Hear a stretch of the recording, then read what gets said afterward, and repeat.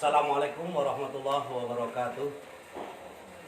Assalamualaikum warahmatullahi wabarakatuh. Waalaikumsalam warahmatullahi wabarakatuh. Wa bihi nasta'in ala umuri dunya wa din. Alhamdulillahi haqqa hamdihi wassalatu wassalamu ala asyrafil anbiya'i wal mursalin Muhammadin wa ala alihi wa ashabihi ajmain, amma ba'du. Karena di maktabah Ketampias Air, maka kita pindah di sini untuk sementara. Ngaji tetap jalan terus, santri salawase harus ngaji terus dalam keadaan seperti apapun juga. Jogja tadi hujan deras sekali, ditiup angin, maka di depan Maktabah Rahmat Hidayat agak ketampias airnya. Kita akan melanjutkan baca dan ngaji surat-surat pendek dari Juz Amma dengan baca tafsirnya. Silahkan sekarang si Lutfi untuk memulai kajian yang pertama. Itu diambil dari tafsir apa? Tafsir Ibnu Katsir. Ibnu Katsir. Silahkan dibaca. Lutfi. Surat Al-Ikhlas. Bismillahirrahmanirrahim. Qul huwallahu ahad, Allahus samad, lam yalid wa lam yulad wa lam yakul lahu kufuwan ahad. Untuk tafsir surat Al-Ikhlas dari Ibnu Katsir, yang di sini ditafsirkan bermakna memurnikan keesaan Allah Subhanahu wa taala. Termaksud surah Makkiyah, surat ke-112 dan memiliki 4 ayat. Sebab turunnya surat ini dan keutamanya, yaitu Imam Ahmad meriwayatkan dari Ubay bin Ka'ab bahwa orang-orang musyrik pernah berkata kepada Nabi Muhammad SAW, "Hai Muhammad, terangkanlah kepada kami nasab Rabbmu, maka Allah Ta'ala akan menurunkan firman-Nya. Katakanlah, dialah Allah yang Maha Esa. Allah adalah Rabb yang bergantung kepadanya segala urusan. Dia tidak beranak dan tidak pula diperanakan, dan tidak ada seorang pun yang setara dengannya." Demikian yang diriwayatkan oleh At-Tirmizi dan Ibnu Jarir dari Ahmad bin Mani. Ibnu Jarir dan At-Tirmizi menambahkan, dia mengatakan yang tidak beranak dan tidak pula diperanakan karena tidak ada sesuatu pun yang dilahirkan dan tidak ada pula sesuatu yang mati melainkan akan meninggalkan warisan. Sedangkan Allah Subhanahu wa taala tidak akan pernah mati dan tidak akan juga meninggalkan warisan. Walam yakul lahu kufuwan ahad, dan tidak ada seorang pun yang setara dengannya. Yang dimaksud tidak ada yang serupa dan tidak ada pula yang sebanding dengannya, dan tidak ada sesuatu sama dengannya. Diriwayatkan pula dari Ibnu Abi Hatim dari hadis Abu Sa'id Muhammad bin Muyassar, kemudian meriwayatkan pula oleh At-Tirmizi dari Abul Aliyah. Lalu dia menyebutkan secara mursal dan dia tidak menyebutkan hadatsana. Lebih lanjut At-Tirmizi mengatakan, dan ini lebih sahih daripada Abu Sa'id. Hadis lain tentang keutamaan surat Al-Ikhlas itu diriwayatkan oleh Aisyah dari Imam Bukhari. Aisyah radhiyallahu anha berkata bahwa Nabi SAW pernah mengatakan dan pernah mengutus seseorang dalam suatu peperangan, dan dia membacakan Al-Quran untuk para sahabatnya dalam sholat mereka. Lalu dengan surat Qul huwallahu ahad, mereka menceritakan hal itu kepada Nabi Muhammad SAW. Maka beliau berkata kepadanya, lalu dia menjawab, karena ia merupakan sifat Ar-Rahman, sedang aku lebih suka membacanya. Maka Nabi Muhammad pun bersabda, beritahukan kepadanya bahwa Allah menyukainya. Diriwayatkan oleh Muslim dan Nasai. Hadis lain tentang keutamaan yang menyamai sepertiga Al-Quran. Imam Bukhari meriwayatkan dari Abu Sa'id bahwa ada seseorang mendengar orang lain membaca Qul huwallahu ahad yang dia ulang berkali-kali. Setelah pagi hari tiba, dia mendatangi Nabi dan menceritakan peristiwa itu kepada beliau, dan orang itu merasa masih terlalu sedikit membacanya. Maka Nabi pun bersabda, demi Rob yang jiwaku berada di tangannya, sesungguhnya surat itu menyamai 1/3 atau 1/3 Al-Quran. Diriwayatkan oleh Abu Dawud dan An-Nasai. Hadis lain tentang bacaan surat ini mengharuskan pembacanya masuk surga. Imam Malik bin Anas meriwayatkan dari Ubaidillah bin Abdurrahman dari Ubaid bin Hanin, dia berkata, aku pernah mendengar Abu Hurairah berkata, aku pernah pergi bersama Nabi, lalu beliau mendengar seorang membaca Qul huwallahu ahad, maka Nabi pun bersabda, wajib baginya. Kutanyakan, apa yang wajib? Beliau menjawab, surga. Diriwayatkan oleh At-Tirmizi dan An-Nasai dari hadis Malik. At-Tirmizi mengatakan oleh itu Hasan Shahih Gharib, kami tidak mengetahuinya kecuali dari hadis Malik. Dan setelah juga menyebutkan sebelumnya, kecintaanmu pada surat Al-Ikhlas akan memasukkanmu ke dalam surga. Stop. Kecintaan kepada surat Al-Ikhlas, kecintaan itu maknanya dalam sekali.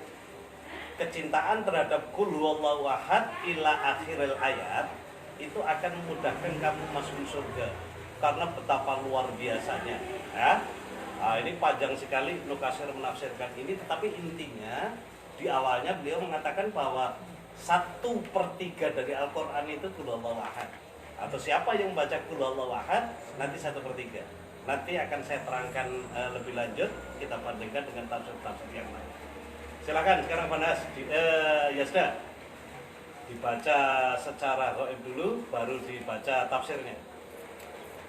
A'udzubillahi minasyaitonirrajim. Bismillahirrahmanirrahim. Qul huwallahu ahad, Allahus samad, lam yalid wa lam yulad wa lam yakul lahu kufuwan ahad. Silakan baca tafsirnya. Tafsir An-Nur dari Hasbi Asidiki. Asidki. Ya. Bismillahirrahmanirrahim. Qul huwallahu ahad. Katakanlah kepada orang yang bertanya tentang sifat Tuhanmu, Allah itu esa, suci dari bilangan dan dari zat yang tersusun. Esa pula dalam sifatnya. Tidak ada seorang atau sesuatu apapun yang menyamai sifatnya. Juga esa dalam perbuatan-perbuatannya. Tidak ada seorang pun yang menyamai perbuatan Allah atau menyerupainya. Stop. Esanya Allah itu dalam af'al, dalam sifat, juga dalam zat. Terus. Inilah dasar pertama kepercayaan Islam dan tugas Nabi yang pertama. Firman inilah yang menjadi dasar bagi tauhid zat, tauhid sifat, dan tauhid af'al atau perbuatan Allah. Allahus samad. Allah adalah Tuhan yang dituju oleh semua hamba, yang diharapkan bisa menyelesaikan semua kepentingan mereka tanpa perantaraan. Firman ini membatalkan akidah orang-orang musyrik Arab yang berkeyakinan tentang adanya perantara antara makhluk dengan Sang Pencipta atau Khalik, dan pemeluk-pemeluk agama lain yang berkeyakinan bahwa para pemimpin agama mempunyai kedudukan yang istimewa di sisi Allah dan dapat menjadi orang perantara. Nah, itu yang mematahkan akidah orang-orang Mekah Yaman dulu. Karena orang Mekah Yaman dulu melalui perantara berhala. Sedangkan Qul huwallahu ahad itu af'alnya, zatnya, juga sifatnya itu esa langsung menembus. Terus. Oleh karena itu mereka meminta perantara para pendeta untuk memohonkan ampunan dosa kepada Tuhan. Nah. Lam yalid, Allah suci dari sifat mempunyai anak. Firman Allah ini menolak anggapan orang-orang musyrik yang menyangka bahwa para malaikat itu adalah anak-anak gadis Allah, dan pendakwaan orang-orang Nasrani mengatakan bahwa Al-Masih itu anak Allah, dan menolak pendakwaan atau anggapan orang-orang Yahudi yang mengatakan Uzair itu anak Allah. Nah, dulu orang Yahudi itu mengatakan Uzair itu anak Allah. Bahkan ada yang mengatakan dulu orang Quraisy itu mengatakan malaikat itu anak-anak Allah. Dipatahkan di sini ini. Lam yalid walam yulad.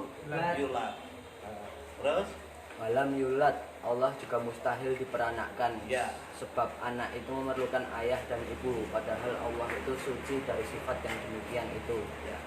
Walam yakul lahu kufuwan ahad. Oleh karena itu Allah adalah esa pada zatnya, esa pada sifatnya dan pada perbuatannya, bukan sebagai bapak atau sebagai anak dari seorang. Tentu saja tidak ada sesuatu makhluk yang menyerupainya, dan tentulah Allah yang tidak mempunyai sekutu. Ya. Kesimpulan dari surat Al-Ikhlas. Dalam ayat-ayat ini Tuhan menjelaskan bahwa zatnya yang mutlak adalah Maha Esa, dan bahwa dialah yang dituju oleh segenap makhluk dalam beribadah dan dalam menyelesaikan semua kebutuhan mereka. Zat yang mutlak itu tidak bersekutu, tidak beranak, dan tidak beristri. Surat Al-Ikhlas menolak pendapat orang-orang musyrik, pendapat orang-orang Nasrani, pendapat orang-orang Yahudi, dan membatalkan mazhab orang yang berpendapat bahwa cahaya dan gelap itu adalah menguasai alam, sebagaimana membatalkan mazhab orang-orang yang menyembah bintang. Surat Al-Ikhlas juga mengandung keesaan Allah dan tidak ada sekutu baginya, dan Allah lah yang sangat diharapkan untuk menyelesaikan semua keperluan, tidak beranak dan tidak diperanakkan, serta tidak ada yang sebanding dengan dia. Ya. Shadaqallahul azim. Pengisbatan. Nah, surat Qul Huwallahu Ahad itu termasuk pengisbatan, menegakkan akidah kita bahwa Allah itu ahad, Allahus somad, lam yalid walam yulad walam yakul lahu kufuwan ahad, tidak sebanding dengan apapun juga, tidak ada yang bisa menyekutukannya. Silakan sekarang Panhas. Nah, ini tafsir Al-Marawzi. Al-Marawzi. Silakan dibaca secara tahfidz dulu. A'udzubillahi minasyaitonirrajim. Bismillahirrahmanirrahim. Qul huwallahu ahad, Allahus samad, lam yalid wa lam yulad wa lam yakul lahu kufuwan ahad. Silakan dibaca tafsirnya. Dalam tafsir Al-Marawzi ini dijelaskan sebab turunnya surah Al-Ikhlas atau asbabun nuzulnya. Surah Al-Ikhlas turun setelah surah An-Nas. Ad-Dahhak meriwayatkan bahwa kaum musyrik pernah mengutus Amir ibnu Tufail SAW. Amir mengatakan kepada Nabi atas nama mereka, "Engkau telah memecahkan tongkat persatuan kami, dan engkau telah mencaci Tuhan-Tuhan kami. Engkau juga telah menentang agama nenek moyangmu sendiri. Jika engkau merasa miskin, maka kami akan jadikan engkau seorang kaya raya. Dan jika engkau gila, kami akan mengobati. Dan jika engkau mencintai seorang wanita, maka kami akan nikahkan dengannya." Kemudian Nabi Shallallahu Alaihi Wasallam menjawab, "Aku tidak miskin, tidak gila, dan tidak mencintai wanita. Aku adalah Rasul Allah, utusan Allah. Aku mengajak kalian dari penyembah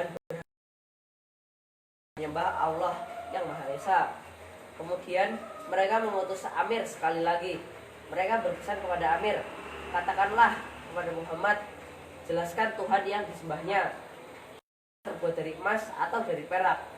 Kemudian Allah menurunkan surah Al-Ikhlas ini yang menjelaskan, satu, Allah tidak terdiri dari unsur-unsur kebendaan yang beraneka ragam, dan itu seorang pemimpin dan tempat dimintai pertolongan. Ya. Yang menyamainya dalam hal kemampuan dan kekuasaan. Ya. Terus Pengertian secara umumnya, surah ini mengandung pilar terpenting mengenai dakwah Nabi, yakni penjelasan tentang prinsip tauhid dan mensucikan Allah. pilar prinsip penting itu dalam surat Al-Ikhlas. Bagaimana Rasulullah menjelaskan tentang tauhid. Terus Juga tentang batasan secara umum bagi amal perbuatan, dengan penjelasan amal-amal saleh dan lawannya. Juga penjelasan tentang keadaan jiwa manusia setelah mati, yaitu akan dibangkitkan dan akan dibalas sesuai amal masing-masing. Penjelasannya dalam ayat pertama, Allah itu Esa, Maha Suci dari bilangan dan susunan.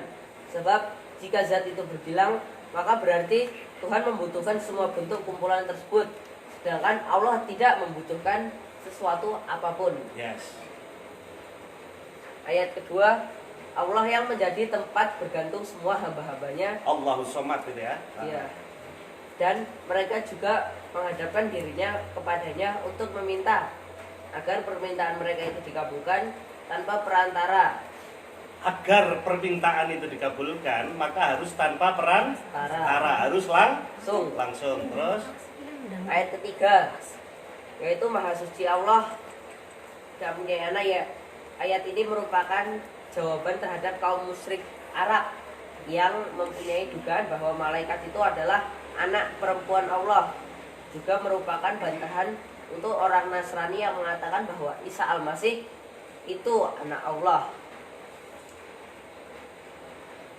Sebab jika Allah itu diperanakan, berarti sama dengan selain Allah. Berarti Allah itu tadinya tidak ada menjadi ada. Maha suci Allah dari semuanya itu. ya. Jadi Tuhan Allah itu bukan dari tidak ada menjadi ada, tetapi adanya sudah qadim dari dulu. Bukan tidak ada kemudian diadakan, bukan kudus, tapi qadim. Nah, ini sifat qadim, sifat 20. Qadim itu di situ itu terus. Ayat keempat, tidak ada yang menyamai Allah. Ayat ini merupakan jawaban terhadap keyakinan orang-orang bodoh yang beranggapan bahwa Allah itu ada yang menyamainya dalam seluruh perbuatannya. Keyakinan seperti ini juga dianut oleh kaum musyrik Arab yang mengatakan bahwa para malaikat itu adalah sekutu Allah. Ya, sekutu Allah hampir sama kekuasaannya dengan Allah. Allah di situ dibantah sama Allah, kufuwan ahad. Terus Kesimpulannya, surah ini mengandung nilai sanggahan terhadap keyakinan kaum musyrik dengan seluruh aneka keyakinannya. Allah mensucikan dirinya dari berbagai sifat yang menjadi keyakinan kaum musyrik melalui firman-Nya, Allahu Ahad. Allah itu Esa. Allah juga mensucikan dirinya dari segala bentuk kebutuhan dengan firman-Nya, Allahus Somad. Allah juga mensucikan dirinya dari hal-hal yang baru atau dilahirkan dan berawal mula melalui firman Lam Yalid. Allah mensucikan dirinya pula dari segala bentuk rupa sejenis atau serupa dengannya melalui firman Walam Yulad. Allah juga mensucikan diri dari adanya sekutu melalui firman Lam yakul lahu kufuwan ahad. Maha suci Allah dari perkataan orang-orang zalim. sekarang coba Lutfi, Subhanallahul Adzim. Lutfi coba sekarang dibaca artinya satu ayat per ayat. Bisa apa enggak? Arti Pakai nahu sorof. Kul dawa sira Muhammad huwa. Huwa itu domir. Nah, bisa? kul itu adalah katakan, huwa itu adalah dia, siapa itu Allah. Hu ahad, ahad itu artinya satu. Nah, bukan seperti itu. Nah, sudah sekarang kamu baca saja. Bapak yang mengartikan. Coba perhatikan semuanya. Ya sudah perhatikan, buka. Kul huwallahu ahad. Stop. Kul, katakanlah. Kul itu kitabnya kepada Nabi. Allah menyuruh kepada Nabi. Wahai Nabi, katakanlah. Kul. Kul, katakanlah. Kata-katakanlah ini menurut Al-Misbah, Quraisy Shihab, menurut Marawi, juga menurut Said Qutub, ada lagi juga yang saya pegang ini yang tidak familiar di Nusantara, ini Tafsir Al-Kabir dari Fahru Rozi, mengatakan kata-kata kul ini telah mematahkan anggapan bahwa Quran itu adalah buatan Nabi Muhammad. Karena kitabnya sendiri itu pada Nabi Muhammad, yang disuruh itu Nabi Muhammad. Ini yang telah mematahkan. Kul, katakanlah wahai Muhammad. Berarti Quran ini bukan buatannya Nabi Muhammad. Karena Allah yang mengutus. Untuk mengatakan apa? Diutus untuk apa Rasulullah itu? Allahu utawi Gusti Allah iku ahadun ahad. Huwallahu ahad. Huwa itu domir, mudzakkar salim. Huwa diartikan dengan dia boleh, tapi dianya dia besar. Lanjutin. Ayat yang kedua. Allahus somad. Allahu utawi Allah iku asomadu, tempat bergantung, tempat meminta, tempat minta pertolongan. Nah, itu mubtada khobar. Ayatnya itu termasuk atau bayan. Terus Lam yalid wa lam yulad. lam tidak akan pernah yalid apa di situ? Tidak akan pernah yalid itu isim mudhari, fi'il mudhari. Tidak akan pernah beranak. Terus walam yulad itu dan tidak diperanakkan. Itu kalimat apa? Pasif. Kalimat pasif itu kalau dalam bahasa Arab disebut dengan bina majhul. Ingat ada bait alfiyah yang mengatakan itu yanubu maf'ulun bihi an fa'ili. Terus bima lahu kanila khairuna ili. Bina majhul atau kalimat pasif itu dibangun dari sebuah maf'ul yang fa'ilnya disimpan. Contoh yang lain, Doroba telah memukul. Siapa yang memukul? Amron, Umar. Zaidan yang dipukul Zaid. Umar telah memukul ya Zaid. Doroba Amron Zaidan. Kalau dibuat pasif berarti Zaid telah dipukul. Duriba Zaidun. Nah itu namanya bina majhul. Maf'ulnya fa'ilnya disimpan. Yanubu maf'ulun bihi an fa'ili bima lahu kanila khairuna ili. Seperti kalimat nila khairuna ili itu bina majhul. Terus ayat selanjutnya. Walam yakul lahu kufuwan ahad. Walam yakun lahu kufuwan ahad. Dan tidak akan pernah ada lahu untuk Allah, termasuk sifat af'al dan dzatnya Allah, kufuwan ahad yang serupa. Laisa kamitslihi syai'un. Allah itu laisa kamitslihi syai'un. Ketika kita berpikir laisa kamitslihi syai'un, makanya Lutfi, Panhas, Yazda selain menghafalkan ini, nah ini harus dipahami kulullahu ahad dari sini. Harus dipahami, jangan hanya membaca saja, tapi harus mulai memahami.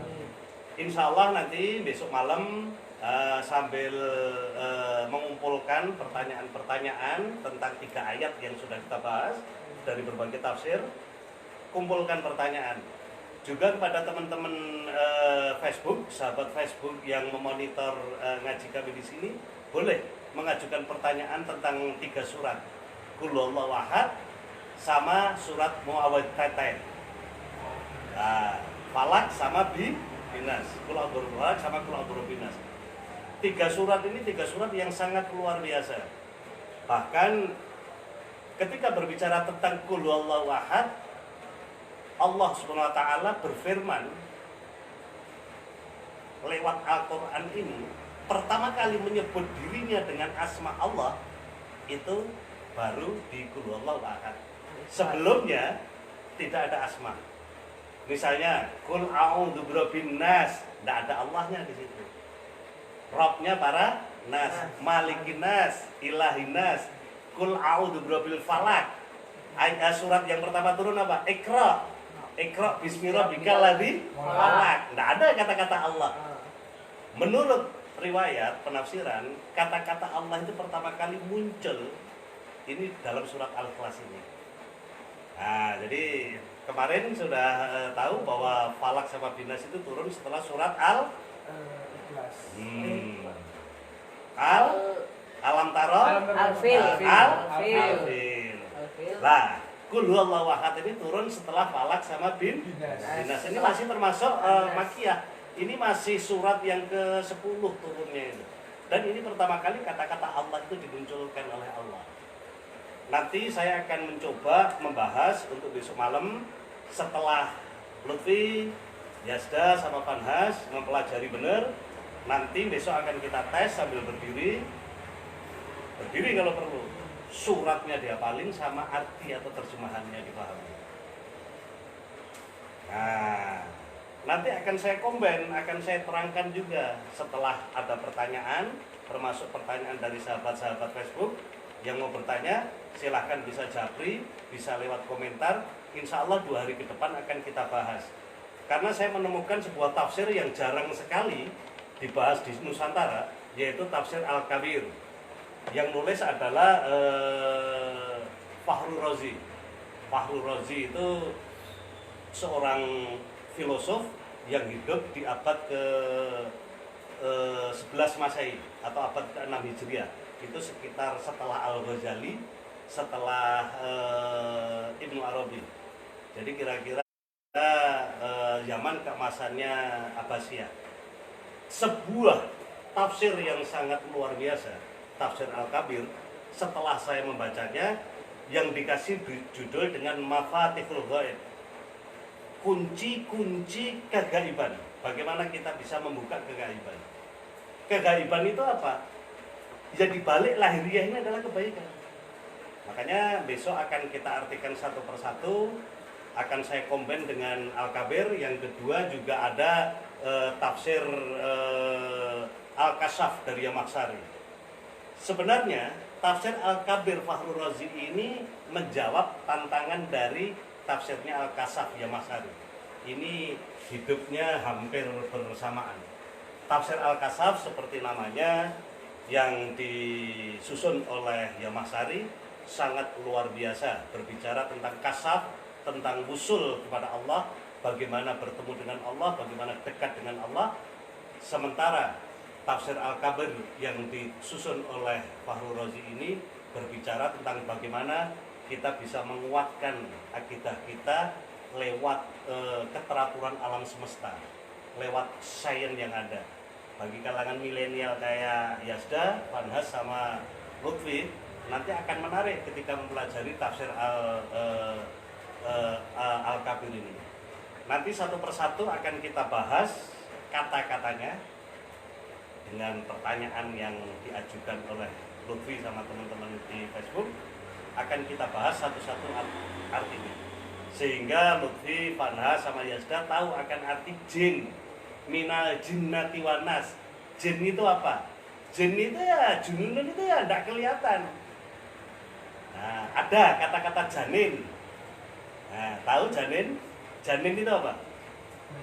Bayi yang ada dalam kandungan seorang ibu. Tidak ada, pernah ada yang tahu. USG saja tidak bisa 99%, paling 85%. Sehingga kalau ada orang bisa melihat jin itu sebenarnya bukan jin. Wong jin sendiri itu orang tak terlihat. Ini menurut yang saya pahami. Jadi hanya energi saja jin itu yang bisa dirasakan. Tapi untuk melihatnya, jin sendiri artinya tertutup, tidak bisa terlihat. Makanya besok akan kita pritilin satu persatu, Qul huwallahu ahad sampai Qul a'udzu birabbinas. Tetapi Lutfi, Yazda, juga Fanhas harus mengumpulkan pertanyaan-pertanyaan. Nanti akan kita pritilin. Qul huwallahu ahad, mengapa kok harus Allah? Nah, mengapa kok harus Allah? Allah itu dari bahasa apa? Nah, kalau Ibnu Katsir mengatakan Allah itu bukan bahasa Arab. Kalau toh itu bahasa Arab termasuk isim jamid yang tidak bisa diiklal, tidak bisa ditasrif. Karena kalau dari kata ilah nggak akan pernah bisa menjadi Allah. Itu nanti akan sangat menarik sekali. Di sini juga ada keajaiban yang sangat luar biasa tentang Qul hu falaq binas. Di dalam tafsir Al-Kabir Fahru Razi, Mafatihul Ghaib, juga dalam tafsirnya Al-Kasyaf Yamaksari. Satu saja yang ingin coba saya baca ketika berbicara tentang bagaimana Fahru Razi sang saintis mencoba menafsirkan Qul huwallahu ahad ini untuk menegakkan akidah, untuk menguatkan akidah umat Islam dengan keteraturan saintis yang ada atau semesta. Tetapi anehnya Fahru Razi sendiri di dalam awal fasalnya, ya di sini dikatakan al-fasrul awal, beliau menukil sebuah hadis hadisnya itu Ruwiya Abi. Nah, di sini Ruwiya Abi ini mungkin Abi Hurairah. Di kitabnya hanya ditulis Abi. Qala Rasulullah sallallahu alaihi wasallam, "Wa man qara'a surata Ikhlas, wa man qara'a surata Qul huwallahu ahad, wa man qara'a dan barang siapa yang membaca surat Qul huwallahu ahad, surat Qul huwallahu ahad ila akhir, faka'annama qara'a, akan seperti membaca apa? Thulutsal Quran, 1/3 dari Al-Quran. Wa u'tiya minal ajri as'ron hasanah. Maka orang yang membaca surat Al-Ikhlas sekali, yang katanya setara dengan sepertiga Al-Quran, itu akan ditetapkan pahala atau balasan 10 kali. Akan ditetapkan 10 kali kebaikan. Hadisnya sebenarnya panjang sekali. Bahkan dalam sebuah riwayat Fahru Razi mengatakan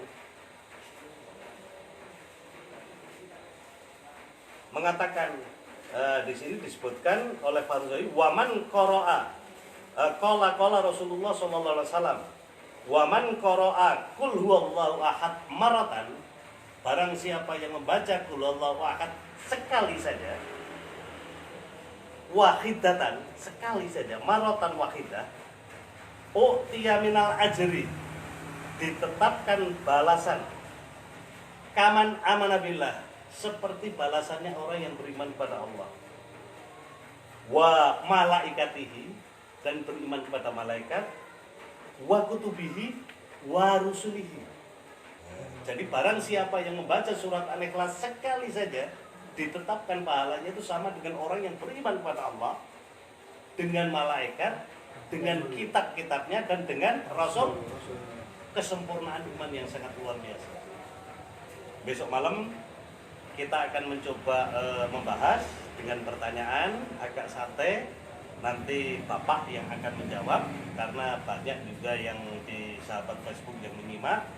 Mungkin barangkali nanti ada yang nggak paham, ditahan dulu.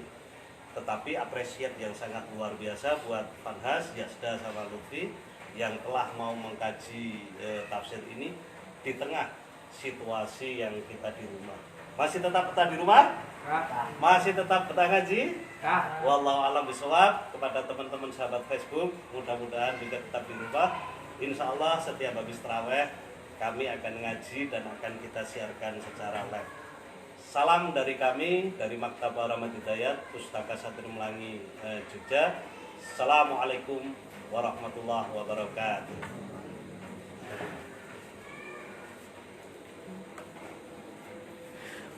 100. Matinya gimana?